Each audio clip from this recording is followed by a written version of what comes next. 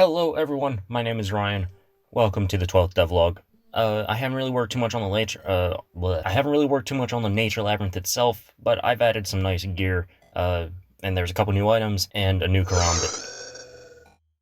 So I'll just kind of go on down the line here because I didn't really list what I did each day, at all. So, whoops.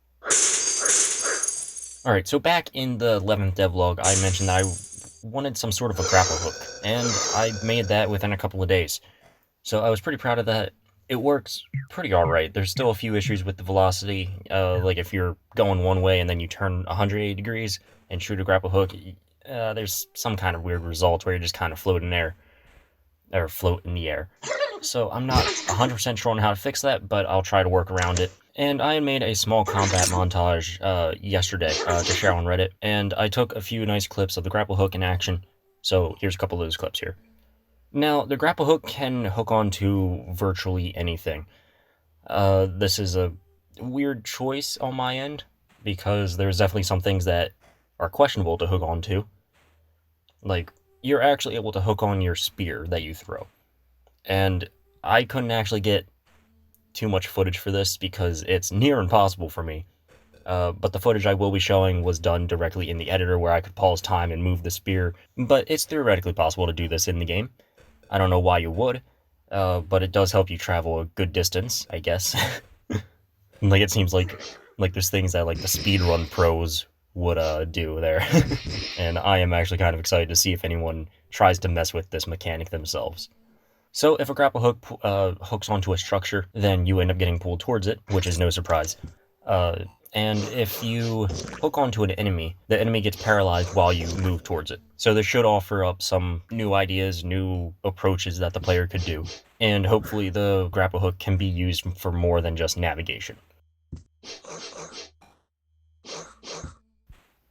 I've also added two new items here. One is the headband, and the other one is a medicinal pack. So, starting off with the headband.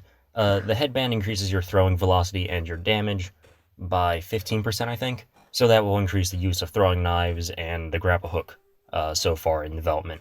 I'm going to be adding a few more later down the road, but that should go without saying. The headband is a rare item that can only be found in the second labyrinth. The other item I had added was the medicinal pack. Now this item increases your healing by 25%. The healing includes anywhere from the life potions to the broken fang to the vulture skull, anything that actually heals the player. The medicinal pack is a unique item only found in the second labyrinth. And that's kind of it for the items. Now the other thing that I'd messed with was adding a first tier Karambit. So up until now, I had only had one Karambit in the entire game, which was a second tier item, meaning that the player couldn't actually find it at the start of the first labyrinth. And when they do find it, they notice that the range is so short that they're probably not going to give it a shot. So for that reason, I decided to add a first tier Karambit, which is just a rusted knife, since I just want to give the enemies tetanus, because I have it out for those green slimes, man. They are awful, and I would beat up the developer if I knew who he was. Wait. This rusty knife can only hit a total of 3 times, but it does have a little more damage output than the second tier Karambit. Now there's a small trade-off, obviously, but the second tier Karambit should still be better, just due to the pure damage output and the consistency of the attacks. And that's really the last biggest difference I've made in the past week here. I fixed a few different bugs that I've noticed, like there was one where the player just wasn't getting hurt by the spikes, and that was a byproduct of me trying to get the spikes to launch rigid bodies in the last devlog.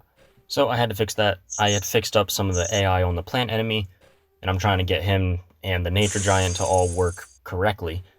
And that's really all I have to report for this devlog. And of course, thank you for watching this video. There's going to be a ton of links in the description and everything. And I hope you have a great day. Stay safe out there. See you guys.